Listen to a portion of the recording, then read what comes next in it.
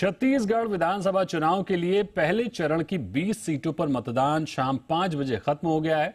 अब जो बूथ के अंदर रह गए हैं वही मतदाता वोट कर सकेंगे। शाम 5 बजे तक 70.87% मतदान हो चुका था।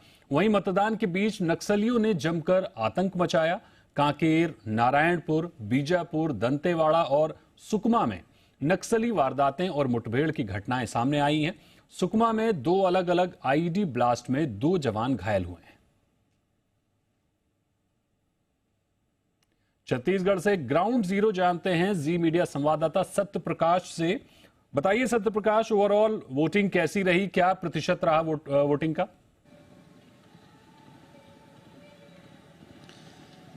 देखिए, छिटपुट घटनाओं को अगर छोड़ दे, छिटपुट इसलिए क्योंकि हमने वो वक्त भी देखा है छत्तीसगढ़ में जब बड़ी नक्सल वारदातें हो जाया करती थी इलेक्शन के वक्त में, लेकिन 2 जवान घायल हुए हैं, एक AK-47 राइफल मिला है। जानकारी ये भी है कि मुठभेड़ में कुछ नक्सली भी मारे गए हैं।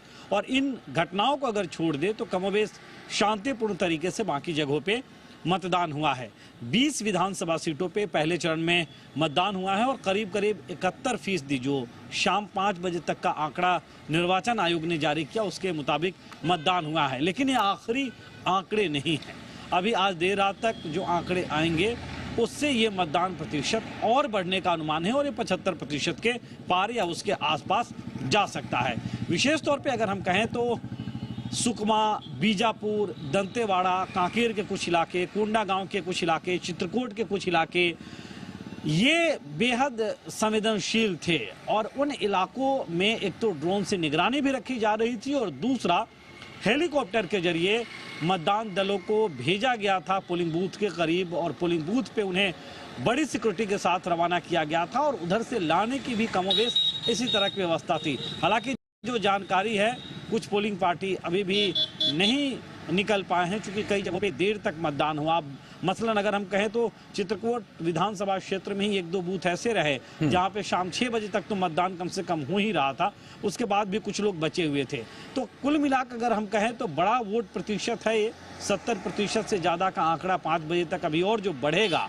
मतलब कि बस्तर के मतदाताओं ने तमाम नक्सली खौफ के बावजूद बेखौफ होकर इस लोकतंत्र के महापर्व में हिस्सेदारी अपनी की है, भागीदार अपना बने हैं, वोट की चोट से नक्सलवाद को खत्म करने का एक संदेश भी दिया है। ठीक है सत्य प्रकाश, ये बताइए कि पहले फेज की जो सीटें हैं वो कितनी महत्वपूर्ण हैं? किन पार्टियों के लिए ये सीटें सबसे महत्वपूर्ण हैं? देखिए, कांग्रेस के लिए भी इम्पोर्टेंट है और भाजपा के लिए भी इम्पोर्टेंट है। अब पहले चरण में जिन 20 विधानसभा सीटों पे मतदान आज हुआ है उसमें से 19 विधानसभा सीटें कांग्रेस के पास मौजूदा वक्त में है। मतलब कि समझिए कि कांग्रेस के लिए ये एक बड़ी चुनौती है कि इन 19 सीटों को बचा पाना। भाजपा बार बार ये कह रही है कि 19 सीटों में भी सेंध लग चुका है और भाजपा 14 या उससे अधिक सीटों पे इस पहले चरण के मतदान में लीड लेती हुई दिखाई देगी। लेकिन कांग्रेस के अपने दावे हैं। कांग्रेस कह रही है कि जो नतीजे पहले थे वही नतीजे कमोबेश वो दोहराती हुई नजर आएगी। अब बड़े चेहरों की अगर हम बात करें जिनकी किस्मत फर्स्ट पेज के इलेक्शन के बाद दांव पे लगी है, उसमें 3 बार के मुख्यमंत्री पूर्व CM डॉक्टर रमन सिंह का नाम है, जिनके विधानसभा क्षेत्र में भी आज वोट डाले गए हैं। इसके अलावा राष्ट्रीय उपाध्यक्ष हैं भाजपा की लता उसेंडी, जो कोंडागांव विधानसभा क्षेत्र से भाजपा की प्रत्याशी भी है, उनकी किस्मत भी दांव पे लगी हुई है। मतलब 2 राष्ट्रीय उपाध्यक्ष भाजपा के, एक तो डॉक्टर रमन सिंह पूर्व CM और दूसरी लता उसेंडी। सूबे के मंत्री हैं कवासी लखमा और इसके अलावा मोहन मरकाम, उनकी किस्मत भी दांव पे लगी है। मोहम्मद अकबर, उनकी किस्मत भी दांव पे लगी है।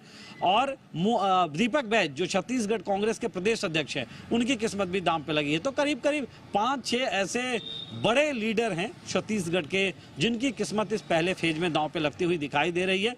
मतदाता किसे चुनता है ये 3 दिसंबर को पता चलेगा। बिल्कुल, बहुत शुक्रिया करेंगे सत्य प्रकाश आपका इस अहम जानकारी